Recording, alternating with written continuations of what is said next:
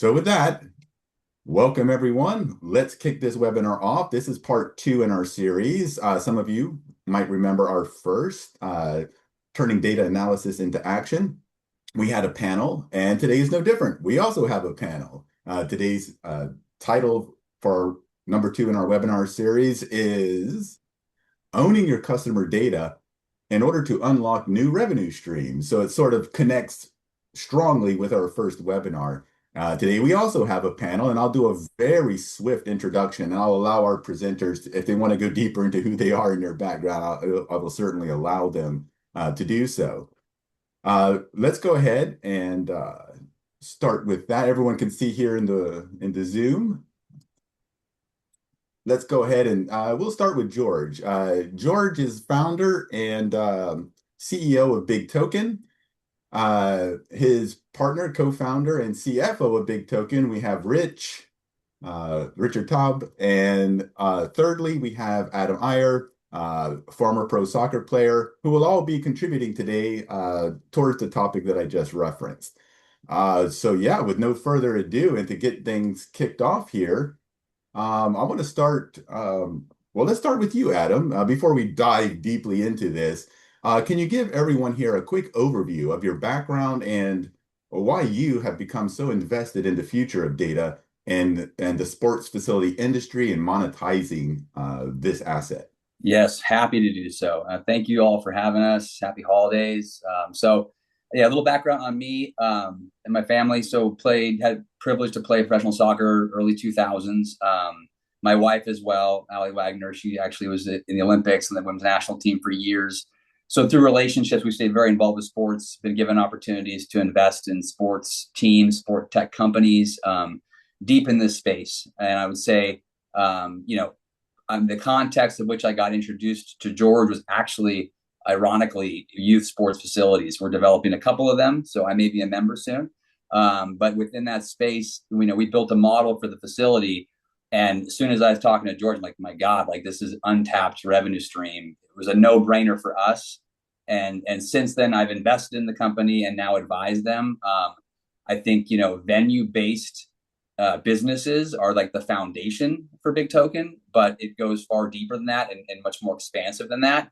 But to be in the businesses you're in, this is absolutely a no-brainer. So for us, my wife and I, it was quite clear that this is a space that's fully untapped at this level, and you'll hear more about that as we dive into it. So, and I'll get into some case studies as we move forward as well. So, thank you. Absolutely. And then let's jump over to you, George. Based on your background and experience, what would you say is the core challenge that indoor sport facilities face today when it comes to both growth and monetization? Sure. Hey, everybody. Thanks for joining as well, and also happy holidays. My background, just very quickly, I've been in the advertising and digital media space for over 30 years. I was a founding member of one of the first internet advertising companies that dealt with advertising as it relates to collecting data and targeting users all across the internet. And through my tenure, it becomes very apparent that there is disintermediation all over multiple industries.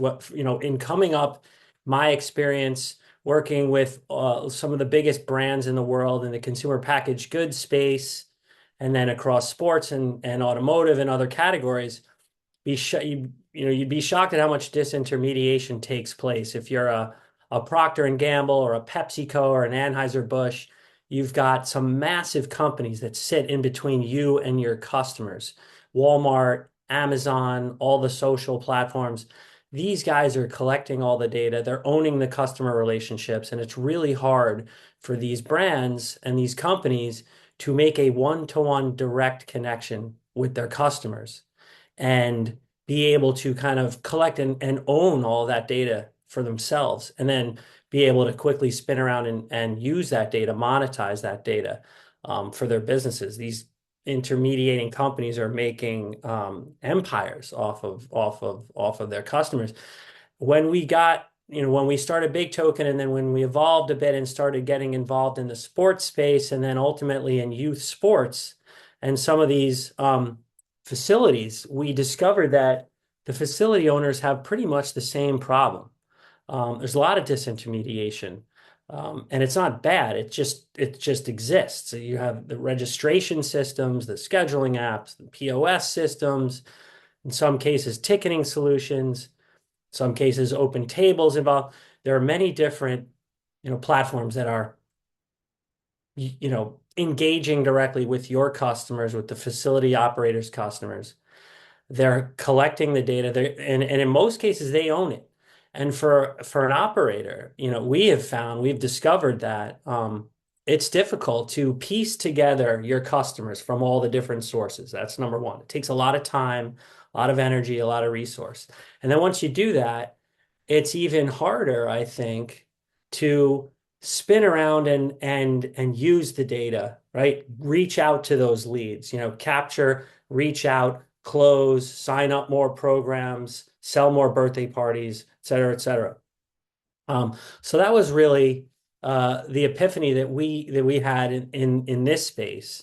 And we designed products and services to kind of come in and help that, which I guess we'll get into in a little while, but that's really the problem that we find that we're out here trying to solve. Very George, good. can I jump in real quick and say one thing? I wanted Yes, to yes, please do. okay. Um, when I was first introduced to BIGtoken, George and I are having a conversation, probably a couple-hour conversation, and in and out of that conversation, I was like, "Oh, I get it," and then I'm like, "Oh, I don't get it."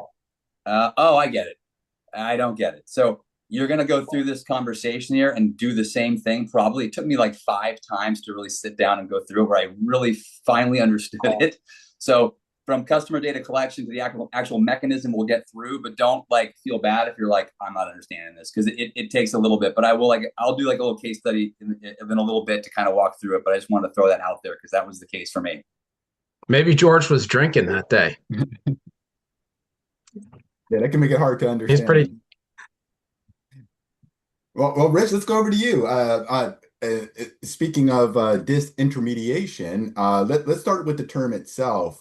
Feel free to unpack that a little bit, but also, could you share with everyone what does this actually mean when it comes to dollars and asset value for a facility?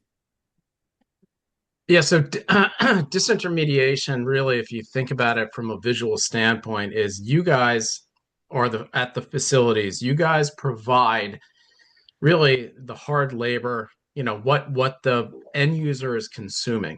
The end user is at the facility for hours, multiple days, and you guys pay the utilities, you guys pay the maintenance, the liability insurance. And so everything's really on you. And what the data disintermediaries do is, Sports Engine, which is actively trying to be sold now for $500 million, they don't operate any facilities. They just organize people and data. And the data really belongs to you guys. Those are your customers. So you have on one side of the continuum where you guys are, and then on the other side of the continuum where the data lies. So you're separated by that gap. If you want to go, since I guess we can share, we can start off. Oh, my sharing, James, my sharing is not on. But I can show you a couple things that that express in a financial way. And then I guess we should go back to the conceptual with George, but I'll show you something that shows in the financial way what this is really all about. Go ahead, Rich. I think you have I access. do. I do. Do you guys see that? Yeah, it's about to appear, I think. There we go. Bingo. Okay. So this is George can and talk about this better, but this is really what how we see it, and all of the things that really from a data perspective facilities can get, or facilities can do all of these things, with whether it's BIGtoken or other services that help you to capture the client and go way beyond what an email blast is. So, the email blast was started in about 2000. It's still pervasive across pretty much everywhere, every industry we see. So from So what we talk about is this. It's not about changing your building. It's about changing what the business is doing inside the building. Um, and you guys know this better, as well as really anybody. But we have we have our own spin on it. These are, this is not surprising to anyone. The sales are dependent on registration programs, rentals too, and it's an operationally intensive industry. So when you look at what we're talking about with data, this is our apples to apples comparison, and this is kind of what we talk about when we're speaking with a facility for the first time, which is, let's say you had a facility, same staff, same programs, everything, and you just add in the data layers, as we call it. What typically happens in option A and option B. As I said here, facility and programs are the same. The revenue model, we've just added, the data-driven monetization. The reachable audience, George will talk about, and how the data platform allows you guys to actually go out and get more people to build that audience, not only of people who want to come to your facility, but their friends and family. George will talk about the sponsorship too. This is great. I feel like I'm setting the table.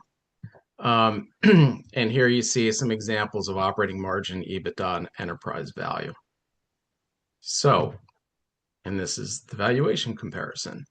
So there's a big bump, there's a premium to what the data does. The data, if you're a more data-centric facility, you have an audience, and now's the time where you could say, I want to create a data asset out of them. And an email blast, an email database is not a data asset. And the proof that it's not is that if you were to sell your facility today, the counterparty performs an accounting exercise called a purchase price allocation, where they allocate the purchase price to different assets. An internal database, an email database alone, is not included in that because it has no tangible worth to buyers, from at least an accounting perspective.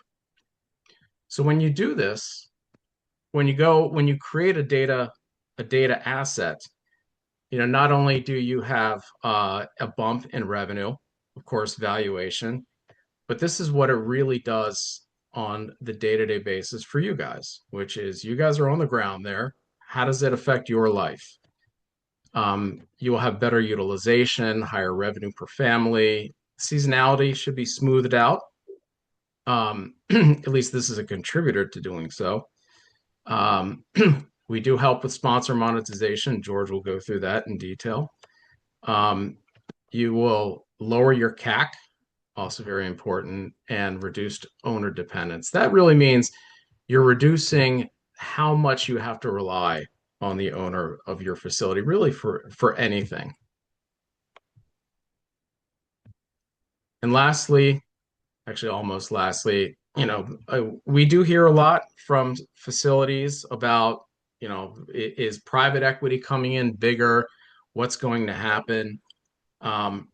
Private equity certainly wants to see a database revenue stream and a database asset, as you would expect.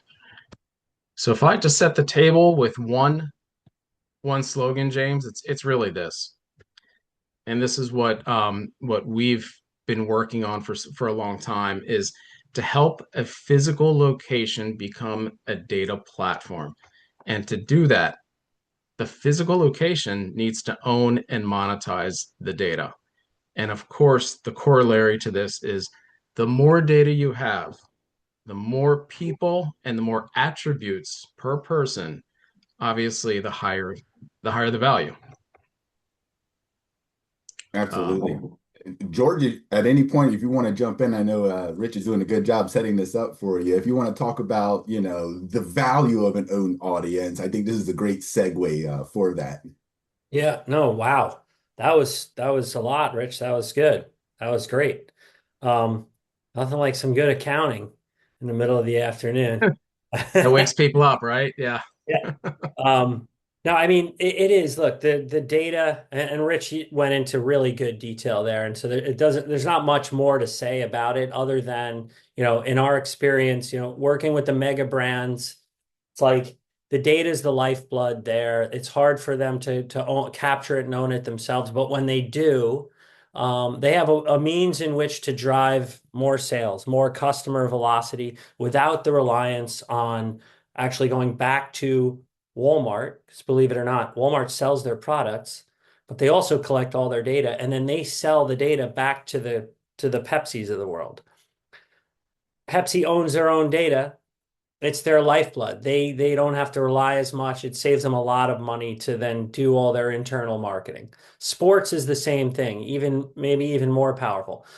Data assets are the lifeblood, and Adam can attest to this, of sports organizations. If you're a pro sports team, a semi-pro, amateur, you have thousands of fans that come through your venues. They come, they go. Ticketmaster sold all the tickets to them. Ticketmaster has all that data, or SeatGeek, or whatever the case may be. Probably third-party concession vendors have some transaction data as well. As the team owner, the venue owner, you didn't get anything. You didn't get any of that data. Therefore, you have no ability to go back and remarket to your customers without the reliance of and probably having to spend money with your partners that are the ticket masters of the world. We have discovered that the youth sports and the sports facilities, the indoor sports facilities, have much of the same problems. But you know what? Your guys' audiences are actually way more valuable and way more loyal. The value of these audiences to these, let alone the mega brands of the world and also your local ecosystem partners, the restaurants, etc. This data is so valuable because it's not only sports fans, it's families, and they're coming back on every single week, and there's loyalty there, and there's really very few, if not any way, other ways for these companies to reach these audiences, but for your guys' abilities to aggregate it in such a way that you own it and you can monetize it yourselves.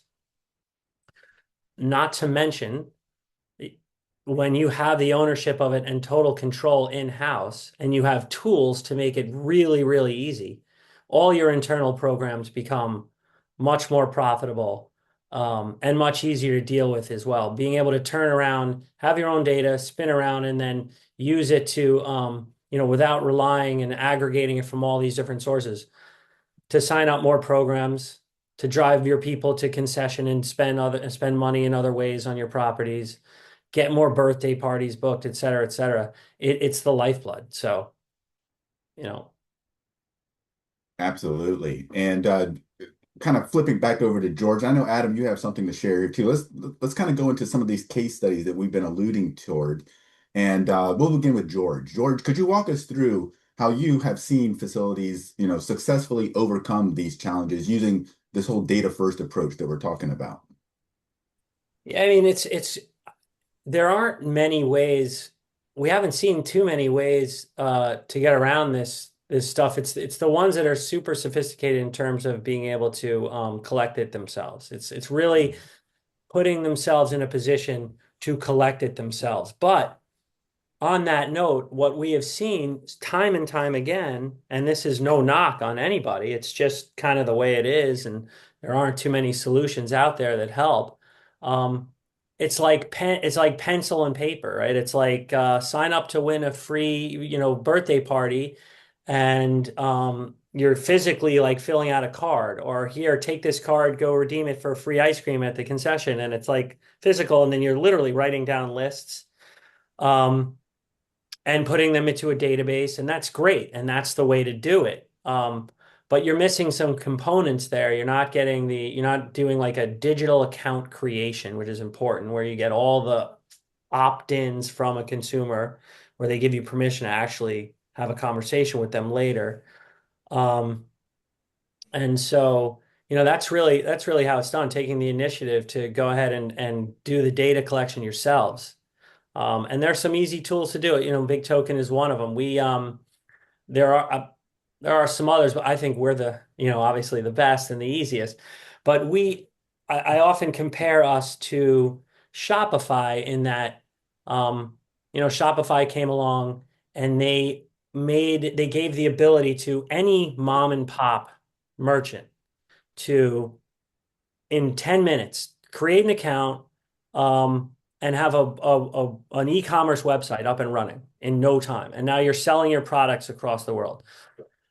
So what we're doing is very similar in that, it takes virtually no time and no energy, and you can create an account with BIGtoken, and in literally minutes, you can be collecting data, storing it, creating accounts on your customers, and then have all the tools to spin around quickly and do all the different things, including remarket to your customers, sell sponsorship and advertising to the segments that you create and stuff like that. So that's what, yeah.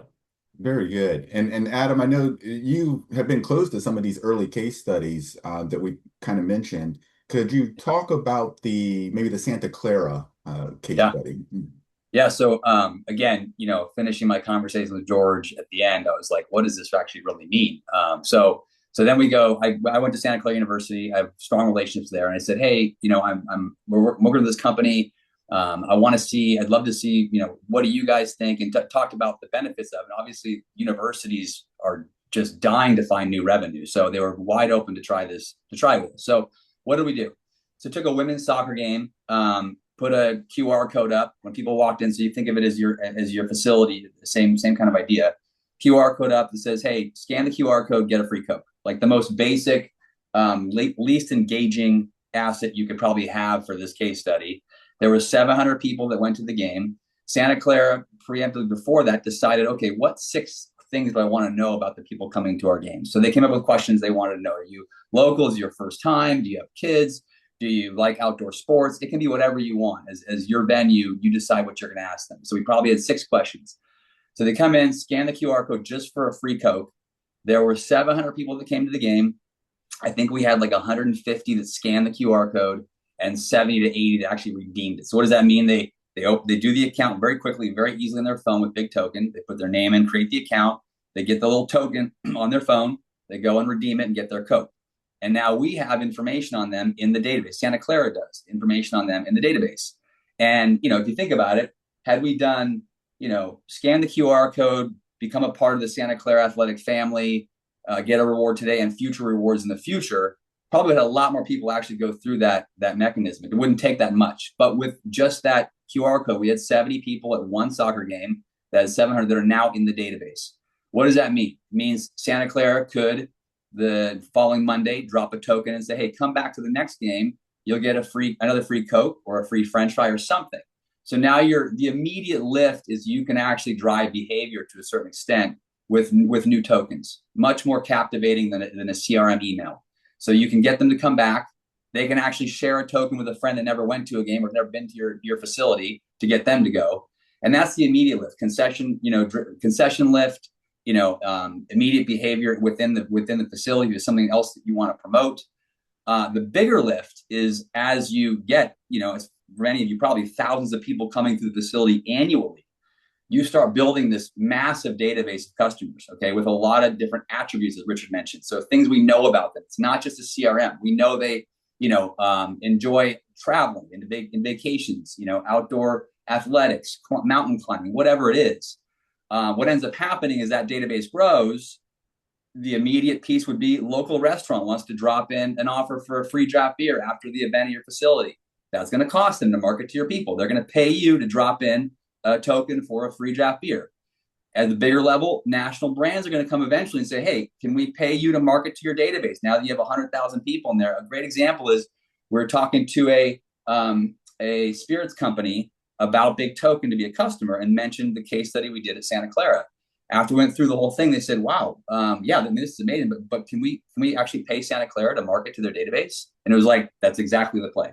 So as you grow your database with these attributes, it becomes targeted marketing for big national brands to pay you to access. And they have to pay you every time they want to access again and again and again. And correct me if I'm wrong, George or Rich, but bigger picture too is you guys as an association could choose to co-market at times. So you now open up You still own your silo of database, but you can give companies the opportunity to market to all of your databases, which now could be millions of people.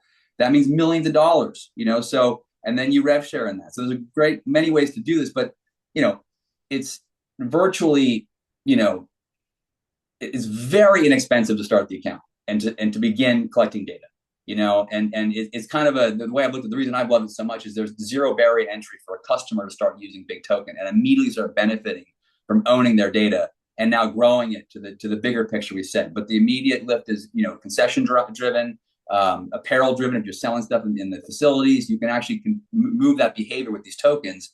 The bigger picture is that you'll have this big database that companies want access to.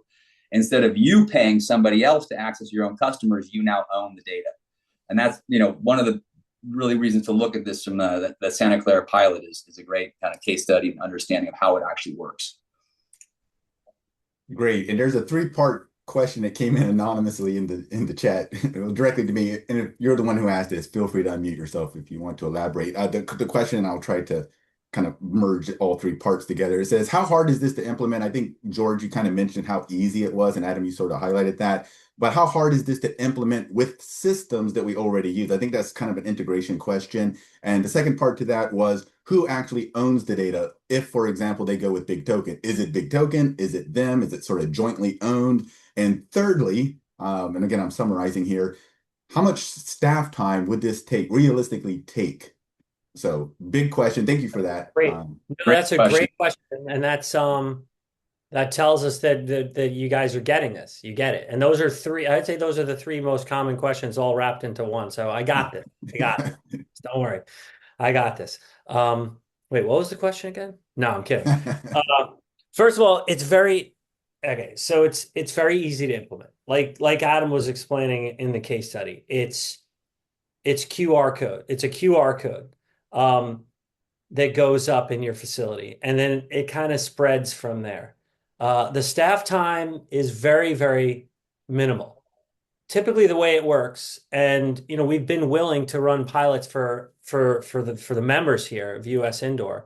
Really happy to run pilots where we would just come in and show you one activation and show you how it works and how easy it is. And we're happy to do that kind of a no cost, to be honest, for a one-time activation, because you'll find that all you have to do is find one sort of thing that in most cases you're already giving away, right? Like a lot of you guys are doing win a chance for a free birthday party, right? Because you're trying to collect those emails in that scheme. Or hey, scan, like Adam said, hey, scan this code, join our community, get great offers starting with this one today, go to take this token to concession and get a free order of French fries, right? Which costs you guys, de minimis. There's a de minimis cost to that. And then it's really, typically we could make a sign for you, or you would take the QR code and put it as a sign and hang it up. So to shorten that answer, it takes as much time as to take a sign or a handful of signs and hang them up. And then that's it. And then the system goes to work from there. From an integration perspective, our platform, first of all, it's sort of a no code, what we call a no code solution. So nobody has to do anything technical on either end. And the platform is designed to do some really, really simple integration stuff where literally it could just kick out like CSV or Excel files of the data that you guys take and upload into your systems. And then it just kind of, you merge it into your systems from there, all the way down to our tech teams are very happy to jump in and do an API type of, actual technical integration so that the data flows from our one system to another. The data ownership question is a great one. So we've done this whole thing because we recognize that it's hard to own your own data. So this is the ability for you guys to own it. So the short answer is this is your data, you own it. In technical terms, in the United States, there are data privacy laws that require what's called a data a data controller, that means you're the party that owns the data. And in this case, you guys are the data controllers on this. There also is required to be what's known as a data processor. So whoever it is that's actually technically providing the systems to collect the data, store the data, parse the data, segment the data, all that stuff. In many cases, those two labels are one and the same entity. If you know what you're doing, you have sophisticated systems in place, you're the controller and the processor. But in this case, BIGtoken is the data processor, which typically our agreements say that you're the controller, you own the data. BIGtoken's the processor. We help you own the data. We help you do all different things with the data. But we also have certain rights to the data so that we can help you monetize it. So I think it was Adam that mentioned when you aggregate a bunch of facilities together, right? For example, if USIndoor, a number of facilities, we're doing this and you could kind of string it all together. This is the connective tissue that does that.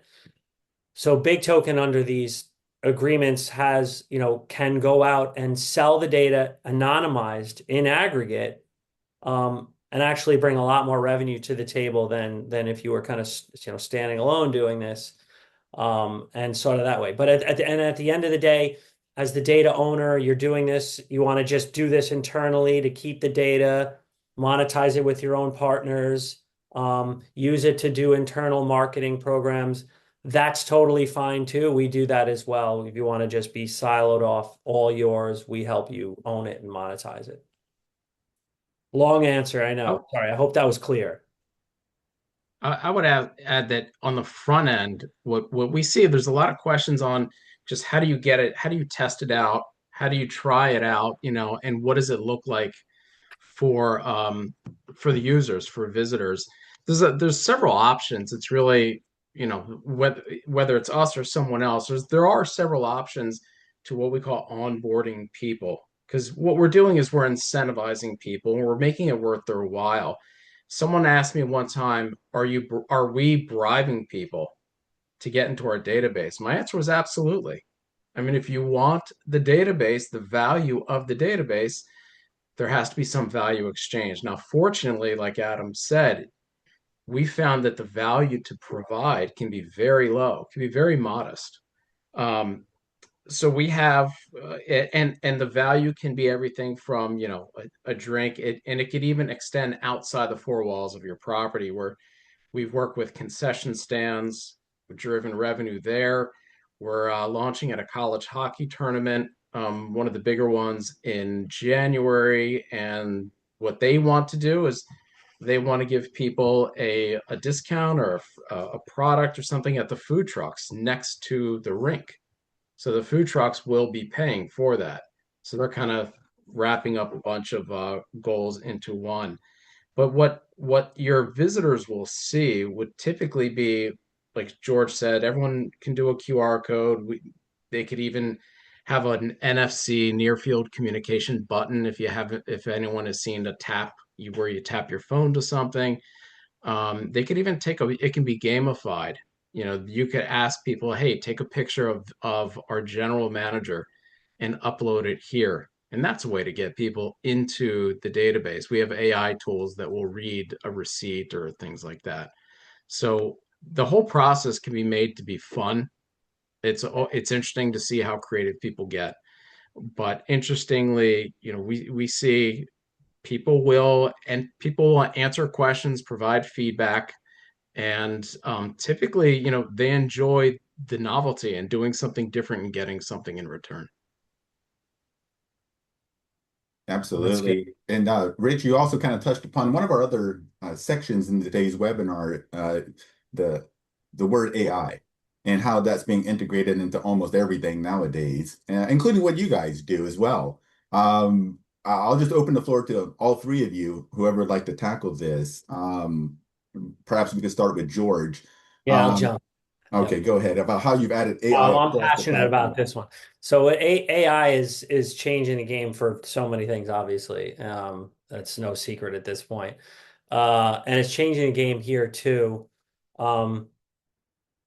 Just in terms of in relation to BIGtoken, we've built AI tools into our platform. So now that you own the data, um, we actually have a little mechanism, an AI bot that allows you to chat. Well, we like to say you can chat with your data now, right? So yes, you own all your data. Yes, it's all in a database. And yes, our systems allow you to very easily use the data to do all different types of things, including send new tokens and messaging out to your customers based on the data you're getting, right? So it becomes more personalized. But now with the AI tool, you can literally log into your AI thing on a weekly basis or the next day after a big event and just say, "Hey, tell me about all the data we collected yesterday." Right? And the thing will go on and be like, "Oh, this thing happened and it's 42% of the customers that came through yesterday were moms with kids in the household and 60% of them said, in the survey that they went through to claim the token, um, that they were interested in the upcoming hockey program, right? And then it'll be like, and what do you want me to do with that? Oh, here's a suggestion. You should drop a new token on them with a discount to sign up. And here's what the copy should say in the emails that'll go out and the SM messaging that goes out. Here's the subject line. And do you want to do it? Yes. Click, boom, it goes out. You can even, right? So just to pause for a second there. Um, Typically that would take, you have to collect the data. You have to bring the data all together. You have to then analyze it, create segments, turn around, make the marketing copy, write a marketing plan, go back out, do all that stuff. We're talking about weeks, potentially weeks of time and money. Now it happens in 60 seconds or less. That's the power of AI here. So we're super fired up about that part of it. Very good. And I apologize, Jim. Jim had a question that came in. It's actually, I believe, a follow-up to the first part of that last question. And Jim's question is in the chat. It says, can you talk about BIGtoken, how it integrates with other platforms? We kind of talked about that, but specifically his question is with HubSpot. With HubSpot, same thing. We could do an API, short answer, right? And we could certainly follow up later. I see we're coming up on some time, but short answer, absolutely able to technically integrate with HubSpot. Also, absolutely able to do it in the sort of manual way as well, kicking out CSV files or Excels that you can upload over there on that end. But that's really very easy stuff. Yeah. I would just follow up real quick with a brief comment. This is actually very simple. So if you're sitting here going, I don't even know where to begin. I would really highly suggest you reach out to George and Rich, set up a pilot. It's quite simple to execute. I would say Santa Clara, when we did it with them, it was really interesting. We did two games, and and afterwards they said, yeah, we saw a bit of a lift in concessions. He goes, but to be honest, we're like ecstatic about the data. And it was just two very simple activations. It is very simple to start this, and then you can immediately kind of get an idea of the benefits moving forward. So I would encourage everyone on here to go and do a pilot. Just check it out, because this ship will sail with someone else owning the data eventually, or you, and to begin it is very simple. It's easy. It's not costly. Be a part of this. I would just highly suggest it. Thanks, Adam. Absolutely. And yeah, as we approach sort of the twilight, we still got some space here. And I'd like to kind of inject one more section that we kind of, went over ahead of this webinar, which is what's coming next? What do you see coming up in the pipeline or on the horizon when it comes to things like self-service, predictive automation, and everything that we've talked about today? Let's begin with George, I guess. Yeah, I mean, the next is, so the AI is kind of the now and the next. And how that's going to connect with what we're releasing here in the very near future, which is our self onboard for this, and then our self service, or our kind of a DIY version of BIGtoken, where you don't even have to talk, you don't even have to work with us personally. I mean, we're nice and everything, but you could just click a link on our website and create an account.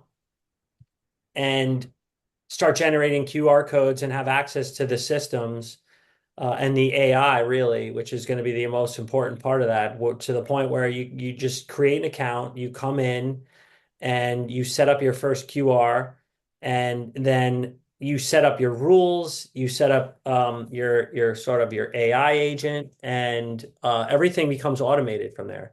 You just tell the AI what's important to you, what are the things you want to monetize, what are the programs right now going on that you want to kind of lean into and drive more signups for. You can set up different partners, whether it's restaurants or, hotel partners or what have you in your local ecosystem, and then just let the system go. And it's all automated, and data comes in, data gets automatically segmented, and the flywheel starts to spin. So that's the most sort of exciting thing that we have coming up in the future. Sure. I would add one thing, James, that we're getting to the point where we're close to having enough data to see the trends that when a new facility comes on board, they can benefit from the best practices from the network. And so that to me, it's an exciting thing because, when you get to a certain level of critical mass, you can do that, but it's accelerated now with AI. And so that's something that we're really excited about, is just, making it even the return or the experience even more valuable, even quicker return, even, more magnified, simply because you don't have to guess. You can actually see or, learn from others in your industry or others in adjacent industries. Good. And as we're kind of getting to these closing thoughts, Adam, would you like to also share something here at the end? Hey, Adam, you're on mute. Thank you. There are a lot of companies. It's interesting to me because BIGtoken is like almost it's basic enough and it's at the ground level that it's kind of in a way an unknown. And there's a lot of major corporations and data companies or whatever that are existing up here in this space, taking data from everywhere and aggregating it and then charging like venues or entities to access the data that they put together from all these different, events and across the spectrum. And you're going to pay to access it, but you're not going to get paid for your data. So this is the flip the script on. I think it's unique and compelling because it is kind of the opposite of what all these big corporations are trying to do and charge you to access data that everyone else can access to. Instead, this gives you the ability to own your data and get paid to have people access it. So again, it's a very compelling a product, I think, and I really, would advise everyone to take a look at it seriously. So. Awesome. All right, everyone. We're going to transition over to the final segment, which is the formal Q&A. This is your chance to ask questions to whoever you want, however you want, via chat or unmute yourselves. While we're waiting for those folks to potentially ask questions, Rich, George, and Adam, if there's something that we left out that you guys feel like we should cover in the next, 3 to 5 minutes, feel free to inject. I think we hit it all. If I was just going to leave a parting kind of thought, it's like, the data is gold. It equals revenue. It equals increased valuation when you own it and control it. And your facilities certainly have the potential to create some of the best data that there is, families, households. There's consistency and loyalty in these folks, and you guys you guys have some incredible potential here if done correctly. It's big business. All right. No questions are coming in yet, but let me just ask the question I already know the answer to. Rich and George, and maybe even Adam, are you guys joining our conference next year? Absolutely. You heard it here first. Absolutely. I'm going to go to the preterm. we called it preterm in college, when you showed up early to get like the refresher course in math or whatever it was. I did that last time. It was great. In New Orleans, that day long, I forgot the title of the seminar, and I think I see a couple names on this list that were in my group. But I'll be there a day early. Very good. Yeah, Well, too. I'm gonna volunteer Adam because he's close. He's in Northern California. Man. Yeah, we're in Reno. We're in Reno. Hop, skip, and a jump. That's easy. I'm there. Awesome. There's some shameless plugging for the conference for all those who are here. I think most people in attendance, whose name I recognize, I can almost assure they're going to be there. They're there almost every year, and we appreciate having them there. If you've never been to our conference, I know it sounds cliche. It is the must-attend event in our industry each year. So please check it out. Just visit our website, USIndoor.com. Go to our conference page. You'll see all the information you'll need. Early bird rates are there. Definitely take advantage while you can and as soon as you can. Okay, last chance for questions. If not, we'll give you back some of your time. So if you have a question, now's the time to ask.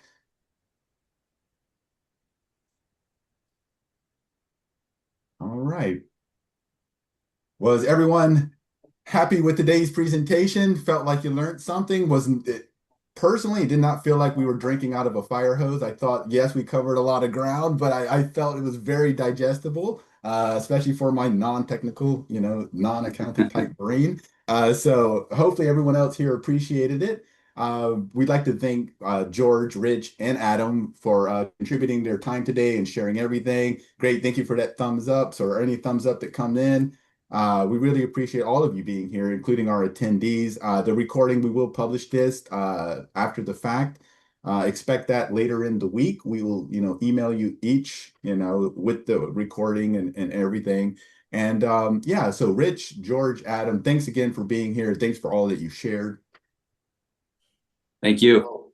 Thanks for having us. Awesome. Bye, everybody. Happy holidays. Yeah, to everyone, yes, happy holidays ahead. We hope to see you on the next one. Expect a third in our webinar series to come out probably around mid-January. Stay tuned to our socials. We'll be blasting that and letting everyone know when that will happen. So with that, thanks everyone and happy holidays.